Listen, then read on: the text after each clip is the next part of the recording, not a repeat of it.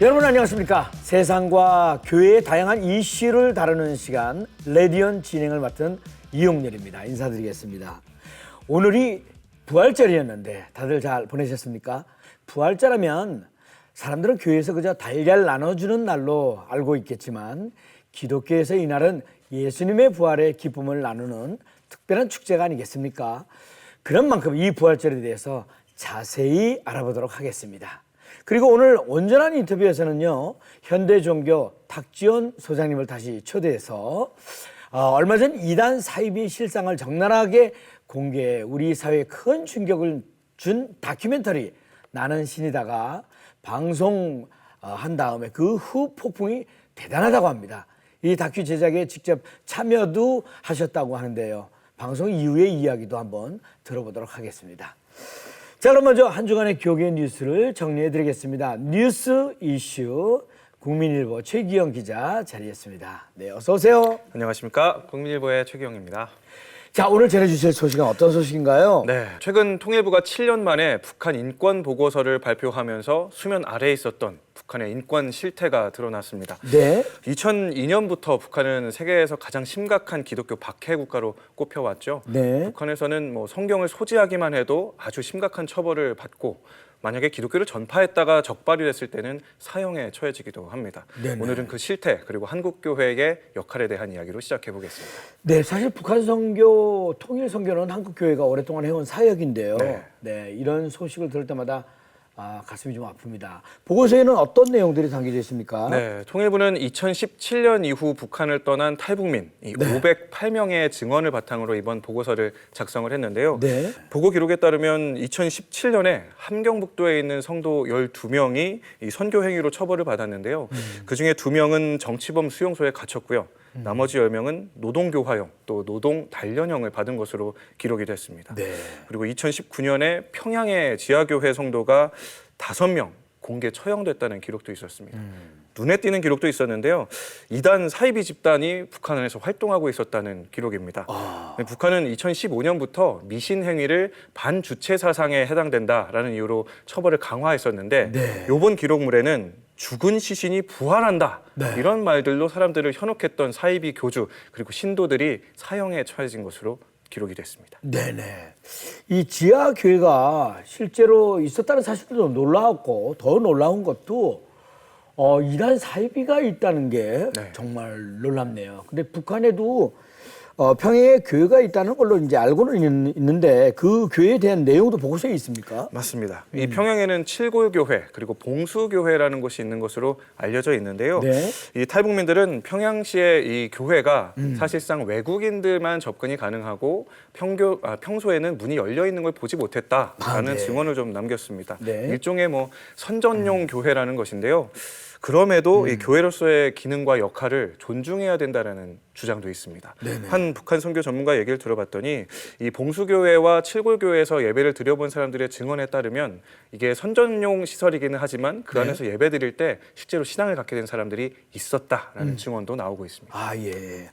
북한 선교는 통일을 염원하는 그 한국교회가 포기할 수 없는 사역일 텐데 말이죠. 그렇죠. 이번 보고서 발표 이후로 어떻게 해야 할지 좀 더 고민이 필요할 것 같습니다. 맞습니다. 네네. 특히 북한 선교 전문가들은 2019년 이 하노이 회담 이후로 남북 관계가 경색된 것에 대한 우려를 갖고 있습니다. 네. 왜냐하면 그 이후로 이 북한의 종교 기구죠, 조선 그리스도교 연맹, 우리에게는 조그련이라는 이름으로 더 잘 알려져 있는데 네. 이 조그련과 한국 교회와의 연결이 끊겼기 때문입니다. 실제로 한국 기독교 교회 협의회하고 조그련이 매년 광복절이 되면 공동 기도문을 발표해 왔거든요. 네. 그런데 2019년부터는 사실상 교류가 끊긴 상태입니다. 조그련 또한 북한 당국의 영향을 받는 시설이기는 하지만 한국 교회와 유일하게 연결할 수 있는 기구인 만큼 조속히 소통 채널이 복원돼야 한다는 주장이 나오고 있습니다. 네네. 선교가 다 어렵지만 북한 선교도 참 조심스럽고 어려운 것 같습니다. 그래도 지혜를 잘 모아서 북한에도 복음의 소식이 잘 전해질 수 있었으면 하네요. 네. 네. 자, 다음 소식은요. 네, 북한의 기독교 박해 소식으로 오늘 시작을 해봤는데 네. 이번에는 일제강점기 시대에 박해를 받았던 우리의 신앙 선조와 관련된 이야기입니다. 네. 일사가고 하면 떠오르는 인물 있으시죠? 바로 주기철 목사님. 네네. 뭐 신사참배에 끝까지 거부하다가 네. 순교를 하신 것으로 잘 알려져 있는데 이 주기철 목사가 투옥돼서 고문을 받았었던 경북 의성의 옛 의성경찰서 일대가 주 목사의 순교 정신을 계승하는 기념관으로 재탄생한다는 소식입니다. 네네. 주기철 목사님 하면 기독교인이라면 뭐 다들 잘 아실 텐데요. 네. 이런 믿음의 선조를 기리는 공간이 생긴다는 건 정말 반가운 일입니다. 맞습니다. 의성경찰서는 어떤 곳인가요? 이 의성경찰서는 주기철 목사의 투옥 역사 가운데 가장 중요한 의미를 담고 있는 곳으로 알려져 있습니다. 네. 일제는 이 평양 산정현교회에서 목회를 하고 있던 주기철 목사를 1938년 이 장로교단의 신사참배 결의에 앞서서 네. 경북 의성으로 압송하고 투옥을 시켰습니다. 신사참배 결의에 주기철 목사가 반대할 것이라는 걸 알고 있었기 때문이죠. 네. 주 목사는 이 의성경찰서 유치장에서 약 7개월간 구금된 뒤에 대구로 이송이 된 것으로 기록이 돼 있고요. 옛 의성경찰서는 우리나라에 남아있는 주기철 목사 이 순환 유적지 중에 유일한 지역이다라는 점에서도 역사적으로 의미가 있는 곳입니다. 네네. 이 신앙 선조들의 정신을 되새길 수 있는 곳들이 좀 많아졌으면 좋겠다는 생각을 해봅니다. 기념관은 어떻게 건축이 됩니까? 네, 앞서 이 대한예수교 장로회 합동, 이 경중노회를 비롯해서 의성 지역에 있는 기독교계에서 참 많은 노력을 오랫동안 기울여 왔어요. 네. 이 역사적인 의미를 되살리기 위해서요. 그 결과 2017년에 예장 합동총회로부터 한국 기독교 역사사적지 제4호로 지정이 됐습니다. 기념관은 기존에 있었던 한옥 그리고 일식 건물을 복원한 뒤에 그 위로 3층 높이의 기념관을 만드는 방식으로 진행될 예정입니다. 아, 그렇군요. 네. 역사를 잊지 않는 것처럼 우리 한국 기독교의 발판을 만든 믿음의 선진들의 신앙도 우리가 늘 기억했으면 합니다. 네. 자, 최기영 기자 오늘 대단히 감사합니다. 수고하셨습니다. 감사합니다. 네. 자, 예전은 단신 뉴스 보시고요. 다음 출연자 만나보시겠습니다.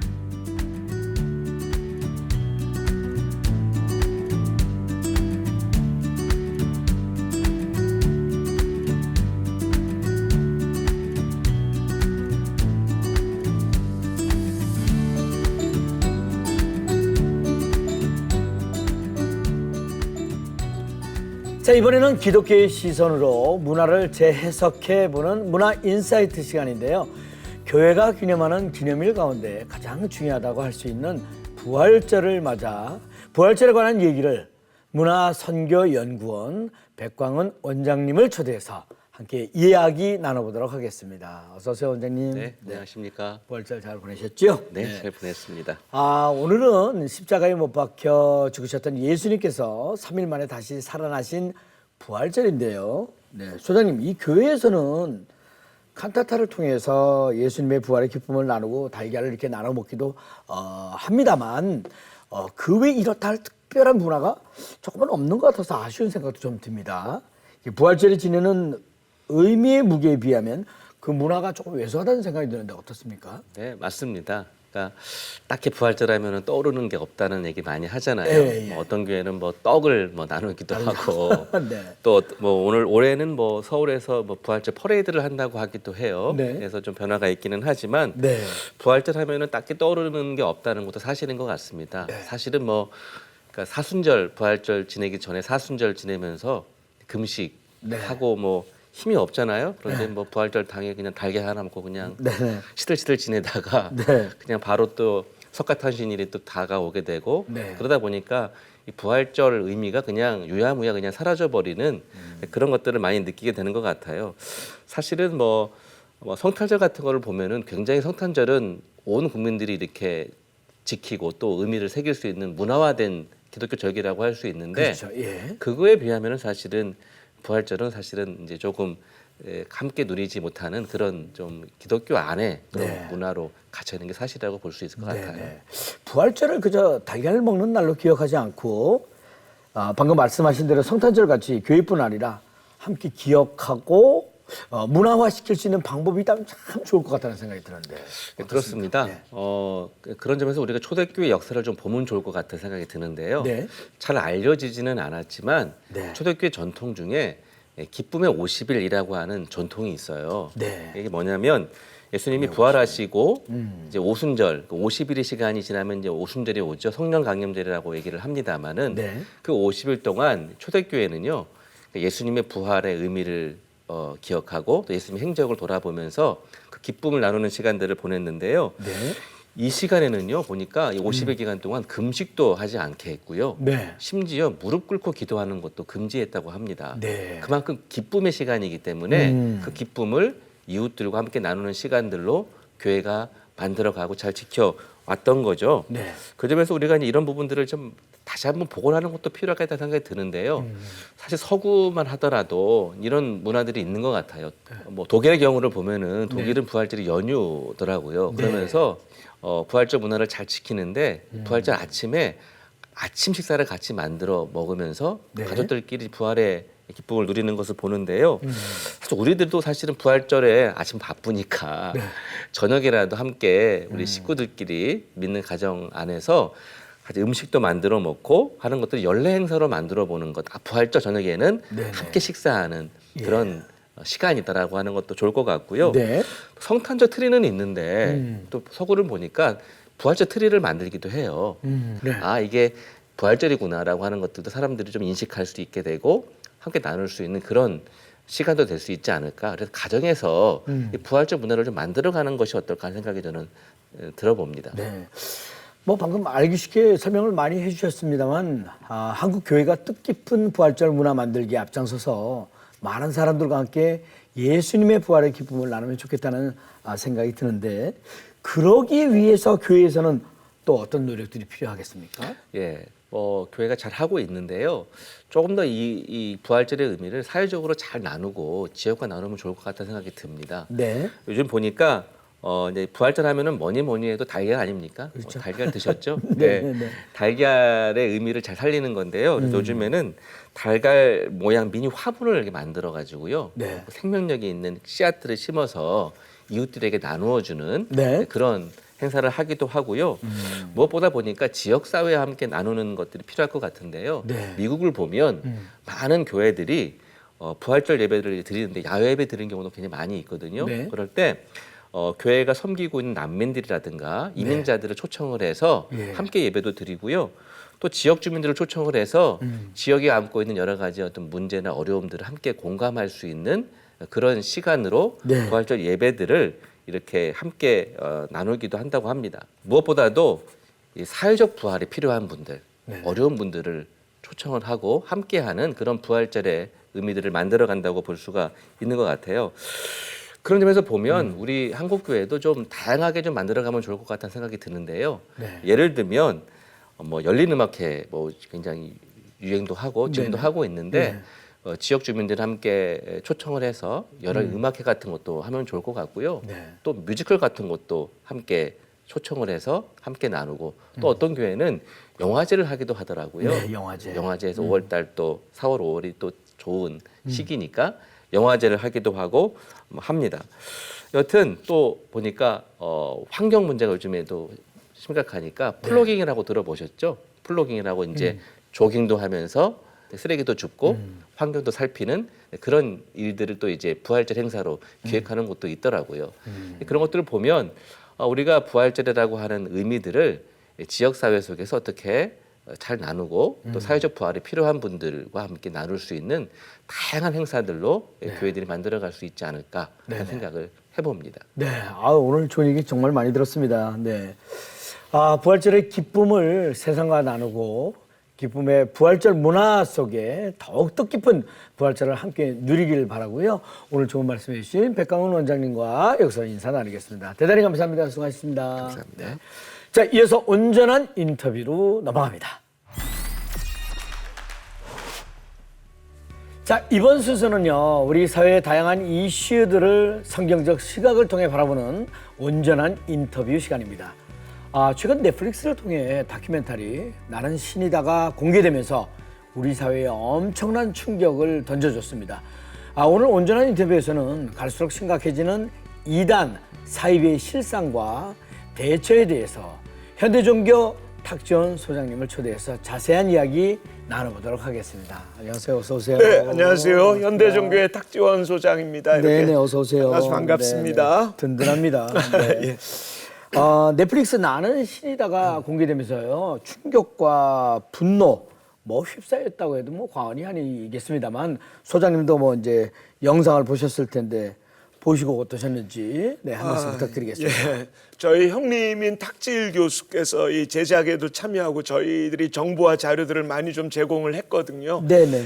그래서 뭐 기대를 하긴 했지만 그래도 세상 글로벌 OTT이다 보니까 네. 저희가 좀 기대했던 것들과는 좀 다르게 좀 우려도 좀 있었던 그런 부분들이 있었던 것 같습니다. 네네. 그래서 뭐 예를 들어서 이제 검찰총장까지 소환하면서 이 JMS 교주에 대한 분명한 이 철퇴를 가하고자 하는 세상 분들의 움직임이 많아졌고 또 전 세계 많은 국가들의 이 K2단, 한국 2단에 대한 경계와 예방에 대해서 다시 한번 생각할 수 있었던 것만큼은 참 좋았지만 이게 세상 방송이다 보니까 좀 선정적이고 자극적인 부분들이 없지 않아 있었고요. 네. 또 이 전도와 선교에 좀 문이 좀 많이 막힐 것 같다라고 하는 목회자님들의 의견들이 좀 그럴 수도 있겠구나 이런 생각을 좀 하게 됐습니다. 네. 저는 개인적으로는 저의 선친께서 이 JMS라고 하는 이단 문제를 이 50년 전부터 파헤쳤거든요. 근데 그때는 그렇게 많은 관심을 가져주시지 않다가 이 방송 하나가 딱 뜨고 나서 관심을 갖는 걸 보면서 이렇게 열심히 대처하고 살아왔건만 그동안은 별 관심이 없다가 이제서 관심을 갖는 것이 감사하면서도 왠지 떠나신 아버님에게 좀 미안하고 좀 죄송한 그런 마음도 있고요. 하여튼 이번엔 조금 더 크게 파장이 컸으니까 좀 이 문제에 대한 대처를 다각도로 좀 우리 한국교회로부터 정부 또 많은 분들이 좀 관심을 갖고 함께해 주셨으면 하는 그런 바람이 좀 크네요. 네, 정말 가슴 깊게 와닿는 말씀들이십니다. 네. 인터뷰로도 이제 출연을 하셨는데 네. 방송 이후에 이단 사이비에 대한 문의가 굉장히 많았을 것 같습니다. 엄청납니다. 정말 이 힘이 큽니다. 그래서 상담이 저희가 보통 하루에 한 50통 정도 상담했는데요. 2배 가까이가 늘었고요. 또 저희가 코로나 직격탄을 맞고 4년 동안 저희가 좀 어려움이 많았는데 집회도 거의 대부분 취소가 됐고요. 집회가 한 3-4배로 이 초청이 늘었고요. 또 인터뷰나 심지어는 어디 뭐 공영방송, 생방송 무슨 아침마당인가 그런 데까지 초청을 받았습니다만 근데 그게 좋지는 않는 것이 이거 잠깐 이 시간 지나면 뭐 아무렇지도 않겠다. 아까 말씀드린 것처럼 잊혀질 것 같았어요. 그러나 저희는 저희 사역 그대로 조신하게 또 이렇게 긴장하는 마음으로 좀 최선을 다해서 뭐 일희일비하지 않도록 하여튼 더 이단 문제에 대해서 대처할 수 있는 그런 마음들 가지려 저희 직원들이 좀 노력하고 다짐하고 있습니다. 좀 바빠지기는 굉장히 바빠진 것 같아요. 바빠지셔야 됩니다. 감사합니다. 저희를 위해서. 정말 감사하고요. 저희는 레디온이 시작하고 나서 편집장 톡이라는 코너로 매달 이렇게 나오셔서 얘기를 해주셨습니다만 요즘 이단 사이비에 대한 심각성이 지금 말씀하신 대로 상상 이상인 만큼 우리 온전한 인터뷰를 통해서 한 번 더 정확한 말씀을 이렇게 들어보도록 하겠습니다. 이단과 사이비는 어떻게 다른지 또 한번 강조해서 말씀해 주시고 또 나는 신이다에 나왔던 이단들을 포함해서 한국의 대표적인 이단들이 무엇이 있고 또 어떤 특징이 있는지 설명 정신 똑바로 차리고 듣겠습니다. 그때 4번 초청해 주셔서 정말 많은 말씀 들어주시고 또 시청자분들께서 도움됐다고 연락도 많이 주셨거든요. 그때 참 감사했는데 이렇게 다시 한번 정리할 시간을 주셔서 고맙습니다. 이단 사입이라고 하는 용어는 그때도 말씀을 드렸지만 우리나라에 10개 넘는 주요 교단이 이단 용어 등에 대해서 한번 정리를 했습니다. 그러니까 이제 좀 교리적인 의미로서의 하나님의 말씀을 곡해하고 하나님의 말씀을 더하지도 빼지도 하지 말라 했는데 그 말씀을 갖고 교리를 갖고 혹세무민하는 이런 집단들을 우리가 이단이라고 말할 수가 있을 것 같습니다. 사입이라고 하는 표현은 조금 사회적인 의미에 가까워서 반종교, 탈종교, 반사회적, 탈사회적 인 단체로서의 종교의 형태를 띠고 있는 것을 사이비 종교. 하지만 사이비가 종교에만 국한된 건 아닙니다. 병원인데 이 문제가 심각한 곳을 사이비 병원, 사이비 의사라고 하는 것처럼 네. 사이비란 용어는 좀 사회적인 의미로서의 사용이 가까운 것 같습니다. 하지만 요즘에 우리 목회자님들이나 교회에서는 이 이단 문제가 종교 교리적인 문제를 넘어서 반사회, 반국가, 반세계적인 문제까지 야기가 되다 보니까 이단과 사이비를 한 묶음으로 사용을 하고 있지요. 그러니까 보통 이단 사이비라고 하면은 그 용어를 같이 써도 무방한, 그래서 신천지나 JMS 같은 경우는 윤리 도덕적인 문제까지 포함이 되어졌을 때 이 사람들을 이단이라고도 하고 사이비라고도 하고 JMS도 마찬가지죠. 하지만 뭐 윤리 도덕적인 사회적인 문제가 없을 때는 그 사람들을 사이비 종교라고 부르는 것보단 이단이라고 하는 또는 이단성이라고 하는 표현을 쓰는 게 맞는 것 같습니다. 그래서 요즘 대체적으로 사회적으로 종교적으로 문제가 되다 보니까 이단 사입이라고 하는 묶음을 같이 묶어서 사용하는 겁니다. 근데 완전한 적그리스도로서의 이단의 개념이 아닌 경우에는 준이단, 이단성 해서 좀 셈이 준이 됩니다. 그리고 우리가 이단은 아니고 그냥 말이 좀 많은 단체는 좀 연구가 필요하다. 그러니까 함부로 이단이나 함부로 정통이라고 말할 수는 없지만 예의 주시, 참여 금지, 관계 금지에 약간의 쉼표를 찍어 놓고요. 한국교회가 연구한 이후에 저 사람들은 이단성이 있다. 관계하지 말라. 저 사람들은 문제가 없다. 한국교회가 안아줘야 된다. 해서 예의 주시, 참여 금지 뭐 이런 결정들이 있어서 총 8가지가 있습니다. 이건 오늘 시청하시는 목사님들께서 좀 봐주시면 교회의 주보에다가 이런 8가지 용어를 좀 써주시면 아마 성도님들이 이해하는 데 도움이 많이 되고요. 우리가 이단이 아닌데 이단이라고 하면 이거는 법적으로 모욕이나 명예훼손이 가능하거든요. 그러니까 이 용어 사용도 잘 감당해야 되기 때문에 이 용어를 조금 적절하게 잘 알으시면 좋을 것 같습니다. 네네. 자막도 아주 깜찍하게 넣으라고 제가 우리 저 PD한테 부탁을 좀 하겠습니다. 예. 그래서 이 8가지 한번 자막으로 좀 나가면 또 도움될 것 같습니다. 네. 아까 저 질문 드린 가운데 듣고 싶은 게 하나 네. 있는데요. 네, 한국의 네. 대표적인 이단들은 어떤 특징이 있는지. 이단 특징이 다 똑같은 건 아니지만 일반적인 건요. 예. 이번에 제목처럼 나는 신이다처럼 교주를 신격화 우상화하는. 그래서 뭐 하나님 주장하는 사람만 20명이 넘다.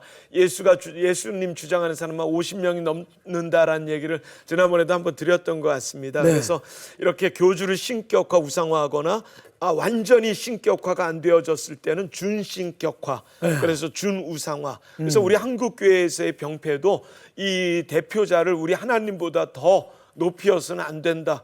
또 이런 생각들이 좀 있더라고요. 어떤 교회들 가보면은 뭐 우리 예수님 사진 없지만 또 담임 목사님 사진 붙여놓고 너무 신격화하는 정통교회인데도요. 그런 건 우리가 좀 지양하고 우리는 목사님들을 존경하고 목사님들은 우리를 사랑하고 그 사랑과 존경이 만나서 아름다운 교회가 형성되어지는데 너무 지나치게. 그럼 그것도 준우상이 안 될까 싶어서요. 네네. 교주를 신격화 우상화하고 택한 백성들만 미혹하는 교회 다닌다고 하면 교회 잘 다니세요. 근데 아닙니다. 우리 교회 와야 됩니다. 이건 이단들의 특징이죠. 성경을 자기 멋대로 곡해하고 자의적 문자적 해석하는, 또 시한부 종말을 주장하는, 우리는 그날과 그때로 오직 하나님만 아신다고 하지만 이단들은 이제 내일 모레가 종말이야, 돈 뺏고 몸 뺏고 하는 이런 특징들, 뭐 너무 많지만 기본적인 특징들은 이런 것들이 좀 있는 것 같아요. 네, 저도 뭐 방송을 보긴 했습니다만 나는 신이다를 통해서 집중됐던 이단과 사이비들은 아무래도 자극적인 모습들이 굉장히 많지 않습니까? 네, 그런 자극적인 모습은 그런 부분들은 없더라도 그런 부분은 없더라도 조심해야 되는 이단들이 또 너무 많이 있을 것 같습니다. 네. 윤리 도덕적인 문제 말고도 더 심각할 수 있는 건 교리 문제는 심각하지요. 예를 들어 뭐 세상적인 윤리 도덕 반사회 반국가는 없어도 내가 하나님이다. 여기 제목처럼 내가 신이다. 라고 하면서 교리를 자기 멋대로 자의적 문자적 해석하여서 우리 하나님을 욕되게 하고 하나님의 이름을 망령되 일컫는 게, 저는 믿는 사람으로서 우리 모두가 기독교인으로서 특별히 불특정 다수로도 오늘 방송을 많이 보시겠지만 기독교인들에겐 타협할 수 없는 것이 바로 우리 하나님의 관, 또 성자관, 성령관 부분이라고 생각하는데, 그 말씀을 곡해하고 욕되게 한다는 건 사회 윤리적인 문제들보다 우리가 더 심각하게 알아봐야 될 근데 일반 분들은 사이비에 좀 초점이 맞춰 있지만 우리 같이 믿는 사람들은 이단에 더 초점이 맞춰지는 게 옳다고 저는 생각합니다. 그래서 그런 네네네. 이단도 많지요. 네. 북미에서 건넌 여호와의 증인 안식교, 몰몬교, 또 다락방이라고 하는 이단 단체 같은 경우는 그렇게 뭐 윤리적인 문제가 많이 드러나진 않았지만 교리적으로는 심각하거나 문제가 있는 이단인 건 뭐 맞기 때문입니다. 네. 근데 저 소장님 특히 그 기독교 계통에 이단이 많은 이유가 뭘까요? 네. 저는 그걸 여러 가지의 이유가 있는 것 같아요. 우선 하나님께서 야, 마지막 때가 되면 말이야, 많은 가짜들이 우죽순 나타날 거야. 할 수만 있다면 택한 백성들까지 미혹하고 내가 예수다, 내가 신이다라고 주장하며 활동하게 될 거야라고 하나님 말씀하신 예언의 성취로 이단들이 나타나는 것은 너무나 당연하고 너무나 자연스러운 일이기 때문에 네네. 하나님의 말씀이니까 네네. 우리가 기독교를 배경으로, 교회를 배경으로 이단이 나타나는 건 맞다고 생각합니다. 교회 안에서의 사랑과 섬김의 부족, 교회 네. 안에서 우리가 해야 될 성경 공부의 부족 등을 이제 이단들 쪽이나 그 안에 구성원들로 벤치마킹하고 샘플링하면서 사람들을 혹세무민하고 물질을 뺏고 또 네. 성을 사고하는 이런 여러 가지의 목적을 이루기 위해서의 이 교회, 기독교라고 하는 창구가 이단들에게는 참 중요한 요소가 될 수 있는 장소라고 좀 여겼을 것 같고요. 또 우리가 66과 하나님의 말씀을 보면 이단들은 6개월 만에 통달했다 하는데 집사님이나 저나 우린 고백 이렇게 하지 않습니까? 네. 아유, 평생 성경을 봐도 난 잘 몰라라는 겸손이 있잖아요. 네네. 우리에겐 잘 다 모른다는 게 아니라. 근데 이단들은 모든 걸 잘 통달했다고 하면서 거기에 또 베일에 쌓여져 있는 것 같은 느낌들이 있는 요한계시록 같은 말씀들, 비유가 아니면 말하지 말라 했다는 그런 말씀들, 네. 그걸 자기들이 변형해서 자기들의 목적에 맞게끔 사용하는 수단으로서의 성경만큼 좋은 게 없다는 걸 저들이 잘 알고 있는, 그러니까 참 복합적인 여러 가지 이유가 있는 것 같아요. 네네네. 이단을 통한 피해 사례들을 아마 많이 보셨을 텐데 네, 저희는 상담 전화가 많지요. 얼마나 심각한지, 그리고 이런 피해 사례가 생기지 않도록 교회와 성도가 노력해야 되지 않겠습니까? 네네. 어떤 점을 이렇게 노력해야 될지요? 저희가 아까 말씀드린 대로 평균 하루에 50통인데 자료를 달라, 정보를 달라, 우리 아이가 다니고 있는 교회가 건전한 교회인가도 많지만 아닌가? 우리 엄마가 이단에 빠졌다, 우리 아빠가 유튜브를 보고 있는데 유튜브의 목사가 조금 이상한 사람 같다, 이런 것으로의 피해. 근데 뭐 아무리 말을 해도 소용이 없다는. 그러니까 우리가 이 문제에 대해서는 교회가 결국은 제가 4번 이곳에 나오는 동안에 똑같이 말씀했던 건 경계와 예방이다. 설교 시간에, 광고 시간에, 주일학교 공과학 공부 시간에 요즘에 산불이 많이 났는데 산불 조심하자라는 것에 역시 100분의 1만 이단 얘기를 해도요, 네네. 빠질 수가 없습니다. 예. 보통은 이단 피해를 보는 분들은 경계와 예방이 없다가 결국 문제가 터지는 네. 경우들이 많이 있기 때문입니다. 네. 하지만 어찌할 수 없이 이단 문제로 어려움을 겪는 분들까지 제가 결례를 범하고 싶진 않고요. 그분들의 아픔과 상처는 우리 한국교회가 안아주고 풀어줘야 될 필요성이 네. 있다 생각합니다. 네. 그리고 또 하나 중요한 거, 빠졌다가 나온 사람들, 그런 네. 사람들이 이제 방송에 나와서 이야기하는 것을 저희가 이제 볼 수 있었거든요. 네. 크리스찬으로서 이제 어떻게 바라보고 또 이렇게 도움을 또 드려야 되는지. 회복 사역이 참 중요합니다. 예전에는 저희가 이런 상담을 받으면 아유, 하나님께서 알아서 상관해 주실 겁니다. 간섭해 주실 겁니다. 비겁한 변명으로 상담을 했습니다. 네. 근데 요즘엔 감사한 게 이단에 빠진 분들만 돌이키는 사역자님들이 전국 각지의 목사님들로 또 이단에서 나오신 분들이 네네. 나만 나온 게 너무 미안하다, 다른 분들도 나올 수 있도록 내가 이 사역에 헌신을 다하겠다, 열심히 살다가 그냥 이단에 빠져진 우리와 같은 교통사고 같은 문제일 수도 있을 것 같아요. 조심했지만 빠질 수도 있고 다칠 수도 있는 거 아닙니까? 그런데 이분들을 탓하고 하는 건 이건 우리 교회의 모습은 아닌 것 같습니다. 그래서 네네. 저희들 구호가 하나가 있거든요. 못은 현대 종교가 빼겠습니다. 상처는 교회에서 좀 치유해 주세요. 그래서 조금 목사님들이 고민하면서 아파하면서 안아주면서 네네. 이런 문제들을 같이 고민하면 성도님들의 신뢰와 사랑도 얻을 수 있지 않을까라고 하는 생각이 좀 많이 들고요. 항상 그 영혼 소중에 대해서 이단 빠진 분들 회복의 역사, 치유의 역사를 위해 기도해 주신다면 그 피해자들 200만 명이 한국교회 일원이 되어서 더 열심히 사역하지 않을까라는 좀 더 멀리 숲을 바라볼 수 있는 교회의 마음이 있어졌으면 좋겠습니다. 정말 오늘도 느끼는 거지만요. 예. 매주 나와서 강조를 하셔도 지나침이 없다고 생각합니다. 최근 방송된 다큐멘터리 나는 신이다로 인해 JMS를 비롯한 국내 이단 사이비에 대한 경각심은 우리 사회뿐만 아니라 해외 선교지에서도 활기를 치고 있다는 말씀까지 듣게 되었는데요. 이에 대한 교회의 대처뿐만 아니라 성도들의 관심과 기도도 시급한 때라고 생각합니다. 특별히 이단의 피해를 입은 주변 분들이 계시다면 현대 종교 등과 같은 전문가 분들의 도움을 받을 수 있도록 더욱 힘써야겠습니다. 자, 현대 종교의 탁지원 소장님, 귀한 시간 대단히 감사합니다. 다음에 또 뵙겠습니다. 예, 그렇게 하겠습니다. 감사합니다. 레디온 오늘 준비한 소식은 여기까지입니다. 저는 다음 시간에 인사드리겠습니다. 대단히 감사합니다.